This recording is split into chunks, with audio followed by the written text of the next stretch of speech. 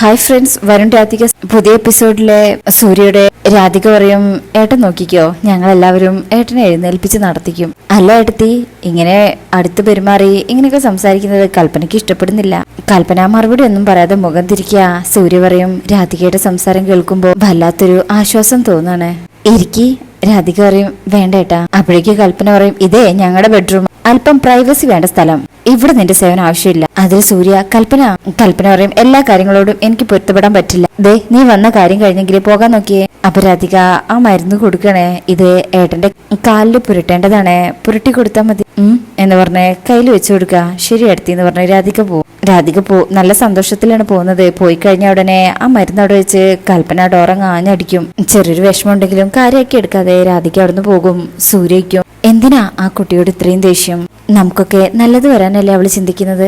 കൽപ്പന പറയും, ഓരോരുത്തരെയും എവിടെ നിർത്തണമെന്ന് എനിക്ക് നന്നായിട്ട് അറിയാം. സൂര്യയുടെ ചികിത്സ നടക്കണമെന്നും സൂര്യ എഴുന്നേറ്റ് നടക്കണം എന്നുള്ളത് എന്റെ കൂടെ ആഗ്രഹം എന്ന് കരുതി ആരെയും കൂടുതൽ സ്വാതന്ത്ര്യം കൊടുക്കാനേ ഞാൻ അനുവദിച്ചു തരില്ല എന്ന് പറഞ്ഞിട്ട് കൽപ്പന വീണ്ടും അവിടെ പോയിരുന്ന് പാട്ട് കേൾക്കണേ. സൂര്യയെ ആ കൃഷ്ണ ഭഗവാന്റെ വിഗ്രഹം കയ്യിൽ പിടിച്ച് അതിൽ ആശ്വാസം കണ്ടു കിടക്കുകയാണ് അവിടെ. ശേഷം പിന്നീട് കാണിക്കുന്നത്, ശ്യാമ, ഏട്ടത്തിക്ക് എന്തെങ്കിലും ആവശ്യമുണ്ടെങ്കിൽ മാലിനിയോട് പറഞ്ഞാൽ മതിട്ടോ.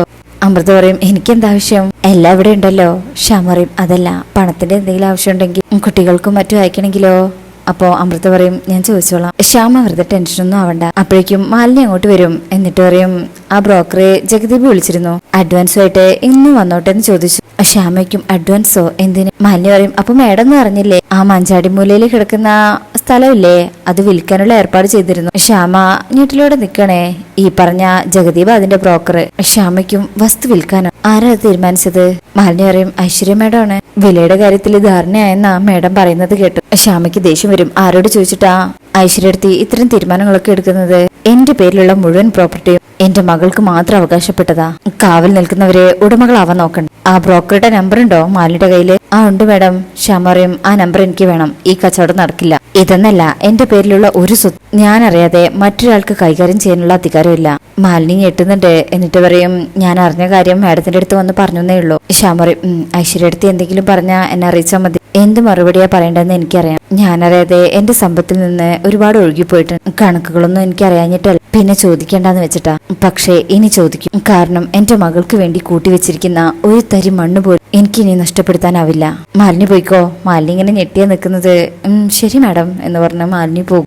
മാലിനി പോയി കഴിഞ്ഞ ശ്യാമ പറയും, എടുത്തി കേട്ടില്ലേ, ഐശ്വര്യടുത്ത് എന്തൊക്കെയാ ചെയ്തു കൂട്ടുന്നതെന്ന് കണ്ടില്ലേ? അമൃത പറയും, ശ്യാമയുടെ ഒരു വാക്കുപോലും ചോദിക്കാതെ ഇങ്ങനെയൊക്കെ ചെയ്യാൻ എങ്ങനെയാ ധൈര്യം കിട്ടുന്നത്? ശ്യാമ പറയും, ഞാൻ അടിമയാണെന്നുള്ള ബോധം എന്നെ തകർക്കാൻ എളുപ്പാ. നഷ്ടങ്ങൾക്ക് മേലെ സങ്കടപ്പെട്ട് കിടക്കാണല്ലോ, ചവിട്ടി അരയ്ക്കാം. പക്ഷെ ഇനി ഞാൻ വിട്ടുകൊടുക്കില്ല എടുത്തി.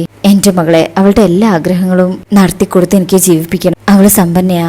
അവളുടെ അമ്മ സമ്പാദിച്ചു കൂട്ടിയതല്ല അവൾക്ക് തന്നെയാണ്. വിട്ടുകൊടുക്കില്ല ഞാൻ. അമൃതയ്ക്കും ഇത് കേൾക്കുമ്പോൾ സന്തോഷം തന്നെയാണ്. ശേഷം പിന്നീട് കാണിക്കുന്നത്, മാലിനി പുറത്തു പോയിട്ട് ഐശ്വര്യയെ വിളിക്കുക. മാഡം പറഞ്ഞതുപോലെ കച്ചവടത്തിന്റെ കാര്യം ഞാൻ ശ്യാമ മാഡത്തോട് പറഞ്ഞു. ഐശ്വര്യയ്ക്കും. എന്നിട്ട് മാലിനി പറയും, ഇനി അത്തരം ഒരു കച്ചവടം നടക്കില്ലെന്ന് തീർത്തു പറഞ്ഞു. മാഡത്തിനോട് അത് ചോദിക്കാനും സാധ്യതയുണ്ട്. പിന്നെ മാഡം, ഞാൻ സംസാരിച്ചിട്ട് അവരുടെ അടുത്തുനിന്ന് പോന്ന ശേഷം അവർ തമ്മിൽ എന്തൊക്കെയോ സംസാരിച്ചു. ആ സംസാരത്തിൽ നിന്ന് എനിക്ക് മനസ്സിലായത് ശ്യാമ മാഡത്തിന് സ്വന്തം മോളെ അറിയാവുന്ന തന്നെയാണ്. ഉറപ്പായിട്ടും ആ കുട്ടി ശ്യാമ മാഡത്തിനെ അറിയാവുന്ന എവിടെയോ ഉണ്ട്. ഒരുപക്ഷെ ഐശ്വര്യ മാഡത്തെ പേടിച്ച് കൂടെ കൂട്ടാത്തതായിരിക്കും.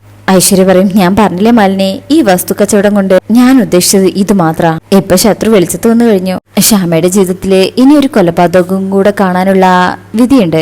കൊല്ലും ഞാൻ, അതിനും മടിക്കില്ല. ശ്യാമയുടെ സമ്പത്തിന് ശ്യാമയുടെ മനസ്സിൽ അവകാശം ഉണ്ടാകും. പക്ഷെ എന്റെ മനസ്സിൽ അവകാശമായിട്ട് ഞാനേ ഉള്ളൂ. അങ്ങനെ ഉണ്ടാവാൻ പാടുള്ളൂ എന്ന് പറഞ്ഞുകൊണ്ട് ആ കോള് കട്ട് ചെയ്ത് ഐശ്വര്യ അവിടുന്ന് പോകണേ. ശേഷം വീണ്ടും കണിമംഗലത്താണ്. അവിടെ വരുൺ ഇങ്ങനെ വാഷ്റൂമിൽ കുളിക്കുക. ഈ സമയം പ്രിയങ്ക ടവലുമായിട്ട് പുറത്ത് കാത്തു നിൽക്കുക.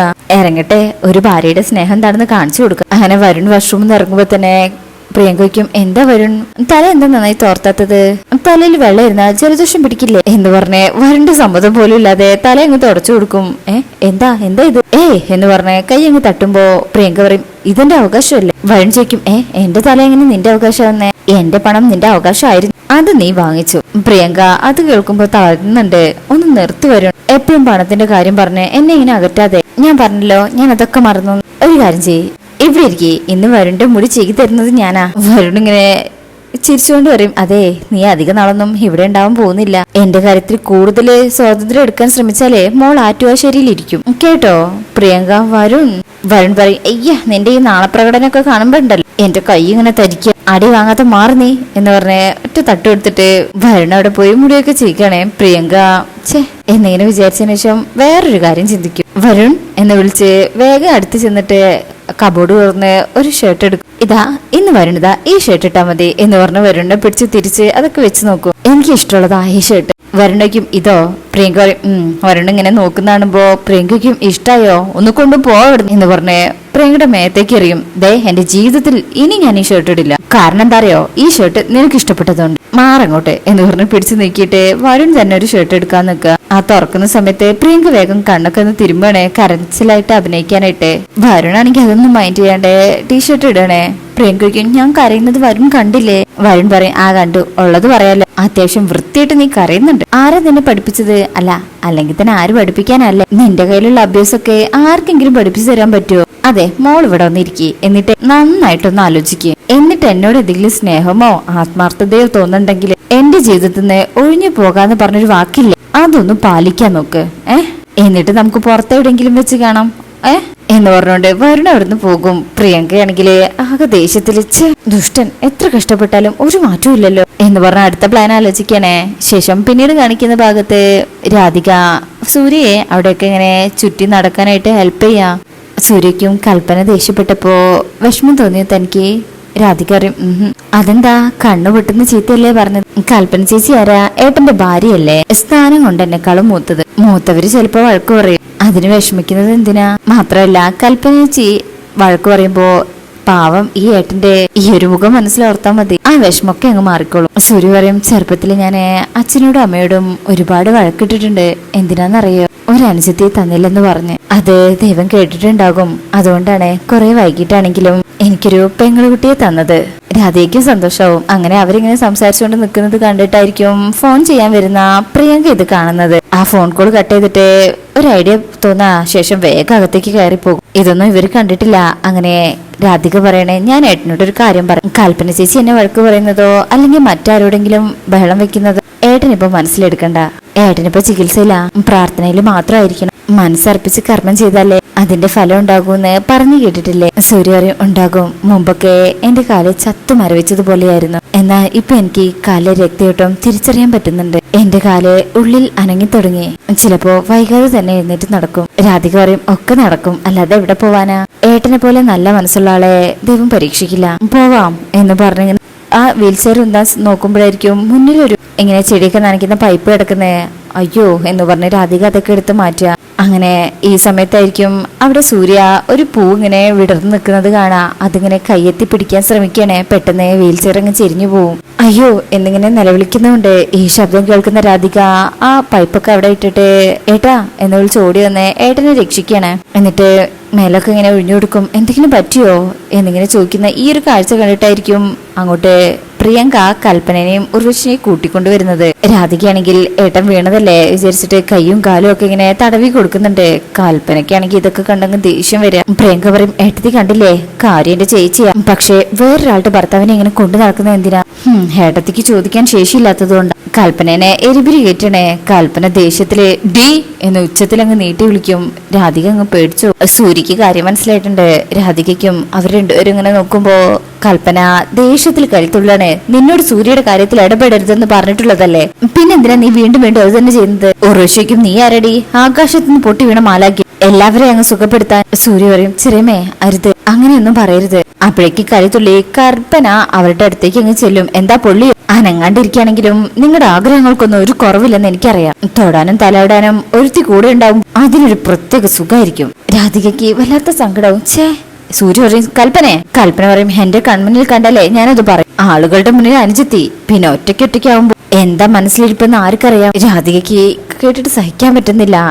സൂര്യക്ക് അങ്ങ് ദേഷ്യം വരും. നിർത്താനല്ലേ പറഞ്ഞത്? കൽപ്പന പേടിച്ചൊന്നുണ്ട്. അപ്പോഴേക്കും പരമേശ്വരനും പത്മിനിയും മുത്തശ്ശിയും വരും. മുത്തശ്ശിക്കും എന്താ ഇവിടെ ഒരു ബഹളം? ആരും ഒന്നും പറയുന്നില്ല. പ്രിയങ്ക പറയും, അത് പിന്നെ ചേച്ചി ഏട്ടനോട് സംസാരിച്ച് ഇവിടെ നിൽക്കായിരുന്നു. കൽപ്പന പറയും, സംസാരിച്ചല്ല, തൊട്ടും തലോടിയാ നിന്നത്. ഇത് കേൾക്കുമ്പോ എല്ലാരും ഞെട്ടി രാധികയെ നോക്കും. രാധികയാണീച്ചേ എന്ന് പറഞ്ഞ ഇതൊക്കെ കേട്ട് വല്ലാത്തൊരു വല്ലാത്തൊരു സങ്കടത്തില് തല താഴ്ത്തി കണ്ണടച്ച് നിൽക്കുക. സൂര്യയും തൊലി ഉരിഞ്ഞു പോകുന്ന അവസ്ഥയിലാ. കൽപ്പന പറയും, അത് കണ്ടേ എനിക്ക് അല്പം ബുദ്ധിമുട്ട് തോന്നി, അതുകൊണ്ടാണ് ഞാൻ സംസാരിച്ചത്. എന്താ ബുദ്ധിമുട്ട് വല്ലതും ഉണ്ടോ? അപ്പൊ ഉർവശിയും, കൽപ്പന ചോദിക്കുന്നത് കാര്യല്ലേ, ഇതിനെ ആർക്കെന്തെങ്കിലും പറയാനുണ്ടോ? അച്ഛൻ ചോദിക്കും, രാധികയുടെ എന്താ കുട്ടി ഇത്? സൂര്യയുടെ ചികിത്സയുടെ കാര്യങ്ങൾ നീ നോക്കുന്നുണ്ട്, അതിൽ സന്തോഷം. സൂര്യയെ പരിചരിക്കുന്നത് കൽപ്പനയുടെ അവകാശമാണ്, അതിൽ കുട്ടി തലയിടാൻ. രാധികയ്ക്ക് അങ്ങ് സങ്കടാവും. അല്ല, ഞാൻ അങ്ങനെയൊന്നും കരുതിയിട്ടില്ല. അച്ഛൻ പറയും, തെറ്റായ രീതിയിൽ കണ്ടോന്ന് ഞാൻ പറഞ്ഞിട്ടില്ല, മറ്റുള്ളവർ തെറ്റിദ്ധരിക്കുന്ന കാര്യങ്ങൾ ചെയ്യാതിരിക്കാലോ. രാധികയ്ക്ക് കണ്ണൊക്കെ നിറയുന്നുണ്ട്. സൂര്യ പറയും, അച്ഛാ, രാധിക ഇവളെനിക്ക് എന്റെ കുഞ്ഞു പെങ്ങളുടെ സ്ഥാനത്താ. ഇവളെ അപമാനിക്കുന്ന രീതിയിൽ നിങ്ങൾ ആരും സംസാരിക്കരുത്. കൽപ്പനയ്ക്ക് വീണ്ടും ഇത് കേൾക്കുമ്പോ ദേഷ്യം വരുന്നുണ്ട്. മുത്തശ്ശിക്ക് ഇത് കേൾക്കുമ്പോ നല്ല സന്തോഷമുണ്ട്. അച്ഛൻ പറയും, എല്ലാവരുടെയും കണ്ണ് ഒരുപോലെയല്ല, എല്ലാവരുടെയും ചിന്തകളും എല്ലാവരും ശ്രദ്ധിച്ചു പെരുമാറിയാൽ നല്ലത് എന്ന് പറഞ്ഞ് അച്ഛൻ അടുന്ന് പോകും. രാധയ്ക്ക് എങ്കിലും സങ്കടമുണ്ട്. കൽപ്പന പറയും, ഇതാ കഴിഞ്ഞു. അച്ഛൻ എന്ത് ഭംഗിയായിട്ടാ കാര്യങ്ങൾ അവതരിപ്പിച്ചത്. വേറെ ആരെങ്കിലും ആയിരുന്നെങ്കിലേ ഈ നിമിഷം ദാ ഇവളെ പിടിച്ച് ഇറക്കി വിട്ടേനെ. അതെങ്ങനെയാ എല്ലാവരുടെയും മനസ്സിൽ നിറഞ്ഞു നിൽക്കൽ, നന്മയുടെ പ്രതീകമായിട്ട് എല്ലാവരുടെയും കണ്ണിൽ പൊടിയിട്ടിട്ട് അവൾക്ക് വേണ്ടതൊക്കെ അവൾ നേടിയെടുക്കുന്നുണ്ടല്ലോ. രാധികയ്ക്ക് വലിയ സങ്കടമാവുന്നുണ്ട്. അപ്പോ പത്മിനിയമ്മ പറയും, കൽപ്പന മതി. സൂര്യയുടെ ചികിത്സയുടെ കാര്യം പറഞ്ഞപ്പോ അത് ആത്മാർത്ഥതയോട് കൂടിയാണെന്നാ ഞങ്ങൾ കരുതിയത്. പക്ഷേ ഇപ്പൊ നിന്റെ സംസാരം കേട്ടപ്പോ അത് ശരിയല്ലെന്ന് ഞങ്ങൾക്ക് തോന്നാം. ആദ്യം മനുഷ്യരെ തിരിച്ചറിയാൻ പഠിക്കണം, എന്നിട്ട് വേണം പ്രതികരിക്കാൻ. കൽപ്പനയുടെ വാ അടഞ്ഞു പോകുന്നുണ്ട്. അങ്ങനെ മുത്തശ്ശി പ്രിയങ്കയോട് വയ്ക്കും, നിനക്ക് നിന്റെ ചേച്ചി അറിയില്ല, നന്നായിട്ട് അറിയില്ലേ, എന്നിട്ടെന്താ ഇവരിങ്ങനെയൊക്കെ പറയുമ്പോ ഇവരുടെ കൂടെ നിനക്ക് നിൽക്കാൻ തോന്നിയത്? പ്രിയങ്ക നിന്ന് ഉരുളാണ്. അത് പിന്നെ മുത്തശ്ശി, ഇത് രാധികയെ കൂടുതൽ സങ്കടപ്പെടുത്തണേ എന്നാ നല്ല ദേഷ്യമുണ്ട്. രാധിക ഇങ്ങനെ നോക്കി നിൽക്കുന്നത് കാണിച്ചിട്ടാ ഈ ഭാഗം കഴിയുന്നത്. ശേഷം പിന്നീട് കാണിക്കുന്ന പ്രമോലുള്ളത് ശ്യാമയും അമൃതയും സംസാരിക്കണേ.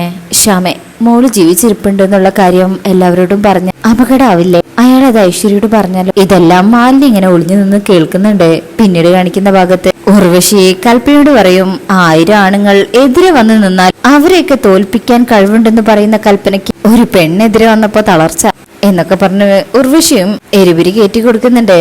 അങ്ങനെ പിന്നീട് കാണിക്കുന്ന ഒരു ഭാഗത്തെ രാധികയ്ക്ക് മുത്തശ്ശി ഒരു സമ്മാനവും കൊടുക്കണേ പൂജാ റൂമിൽ വെച്ച്. അങ്ങനെ രാധിക അത് വാങ്ങിച്ച് തുറന്നു നോക്കുമ്പോ അതിലുണ്ടാവും ഒരു വെങ്കലത്തിലുള്ള ഒരു കൃഷ്ണ വിഗ്രഹം. രാധികയ്ക്ക് ഇത് കാണുമ്പോ ഒരുപാട് സന്തോഷമാക്കും. അങ്ങനെ ആ കൃഷ്ണനെ നോക്കി ഇങ്ങനെ നിൽക്കുന്നത് കാണിച്ചു വേണ്ട ഈ പ്രമോ അവസാനിക്കുന്നത്. അപ്പോൾ റിവ്യൂ ഇഷ്ടപ്പെട്ടിട്ടുണ്ടെങ്കിൽ ചാനൽ എല്ലാവരും ലൈക്ക് ചെയ്ത് സബ്സ്ക്രൈബ് ചെയ്ത് സപ്പോർട്ട് ചെയ്തേക്കണേ. താങ്ക്